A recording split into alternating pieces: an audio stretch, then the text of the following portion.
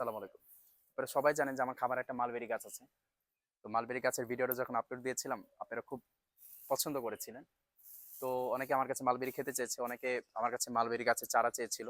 তা আমার গাছ একটাই। তা চিন্তা করলাম কি নিজের গাছের কলম করেই সবাইকে দিয়ে দিই। কারণ সেম টেস্টের মালবেরি অনেক মালবেরি টক হয়, তো আবার অনেক মালবেরি সুইট হয়। তো সেম টেস্টের ফ্লেভার মালবেরি আমি কোথায় পাবো? তো নিজের গাছে কলম করেই দিই।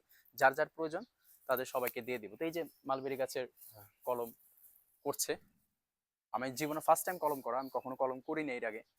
শুধু বই খাতার মধ্যে পড়ে গেছে কিভাবে কলম করা হবে, অথবা ইউটিউব ভিডিওতে, ফেসবুকে দেখা হয়েছে। এই ছাড়া আমার এরকম কোনো অভিজ্ঞতা নেই। তো দেখি কি রেজাল্ট হয়।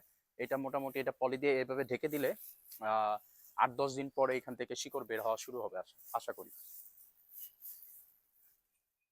এই যে এখানে আরো মালবেরি উঠতেছে। আগে যে মালবেরি গুলো ছিল সবাইকে দিয়ে দেওয়া হয়েছে। ছোট ভাই রবিউল আরেকটা করতেছে। রবিউল মোটামুটি 5-6টা করতে হবে, হ্যাঁ, অনেকে চেয়েছে তো।